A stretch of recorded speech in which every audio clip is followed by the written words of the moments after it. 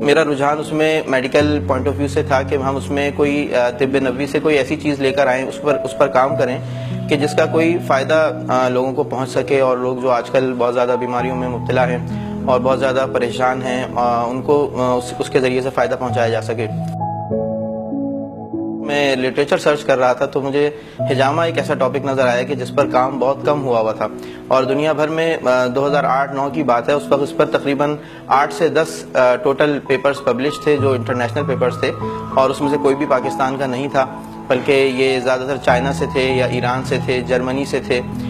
तो उस वक्त में फिर मैंने ये टॉपिक सिलेक्ट किया और इस पर मैंने पहली स्टडी, जो एक साइंटिफिक स्टडी होती है, वो पाकिस्तान में पहली रिसर्च हमने कंडक्ट की और उस स्टडी के अंदर जो मेरे एमफिल लेवल की स्टडी थी उसमें हमने ये मालूम किया था कि जो ब्लड हिजामा से निकाला जाता है, क्या वो ब्लड और जो ब्लड हमारी रगों में दौड़ रहा होता है उसमें कोई फ़र्क है।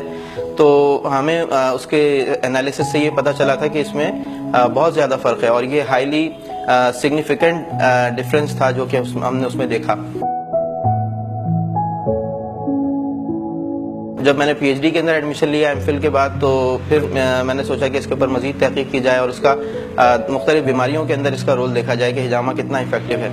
वैसे तो हमने तकरीबन कोई मोर देन 50 डिजीज़ के पेशेंट्स का हिजामा किया था इन 5-6 सालों के दौरान, जिसमें हमने बहुत अच्छे रिजल्ट्स देखे। लेकिन एक बहुत अहम स्टडी जो थी वो हमने उन पेशेंट्स का हिजामा किया जो कि डायलिसिस पर होते हैं और क्रॉनिक रीनल फेलियर के पेशेंट्स होते हैं। तो उसमें हमने अल्हम्दुलिल्लाह काफ़ी अच्छे रिजल्ट्स देखे। उन पेशेंट्स की क्वालिटी ऑफ लाइफ इम्प्रूव हुई। उनको हर 3 महीने के बाद ब्लड चढ़ाने की ज़रूरत पड़ती थी, ब्लड भी कम हो जाता था उनका, वो ज़रूरत ख़त्म हो गई। उनका हीमोग्लोबिन लेवल मेंटेन हो गया। उनको बहुत ज़्यादा थकन होती थी, बहुत ज़्यादा वीकनेस होती थी और वो खा नहीं सकते थे, पी नहीं सकते थे, बिस्तर पर पड़े रहते थे और हफ्ते में 3 दफ़ा उनका डायलिसिस होता था। तो हिजामा जब उनका शुरू हुआ तकरीबन 1 साल के बाद हमने उनमें ये चेंजेस देखे कि उन पेशेंट्स में वो पेशेंट्स एक्टिव हो गए, वो नॉर्मल खाना खाने लगे, वो अपने कामकाज करने के काबिल हो गए। जो एक बहुत कॉमन प्रॉब्लम है जिसके अंदर न्यूरोनल पेन होता है, जो पूरी टांग में जाता है दर्द, इसको अर्कुन्निसा के नाम से भी लोग जानते हैं। तो इसमें हिजामा के रिजल्ट्स बहुत अच्छे हमने देखे हैं अल्हम्दुलिल्लाह, यानी तकरीबन 80 to 90% सक्सेस रेट इसमें है। और हमने 1 से 2 विजिट्स में ही खाली देखा है, यानी ऐसा नहीं कि कोई बहुत लंबा इलाज चला हो। 1 से 2 विजिट्स के अंदर पेशेंट्स जो हैं वो काफ़ी हद तक रिलीफ अल्हम्दुलिल्लाह महसूस करते हैं।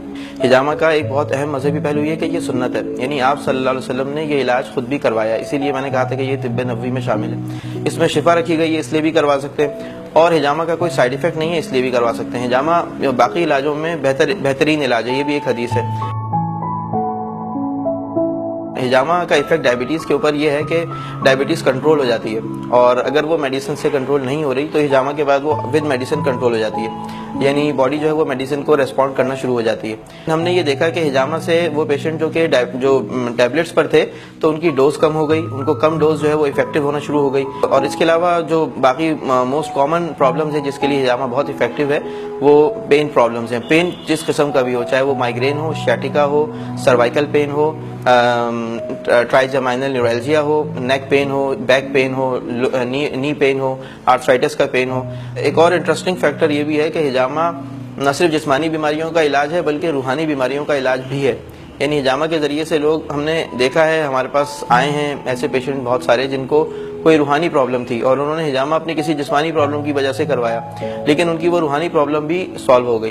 तो ये भी एक इसका एक अहम एक फैक्टर है, क्योंकि मैंने बताया ना ये सुन्नत इलाज है और अल्लाह ताला की तरफ से दिया गया है।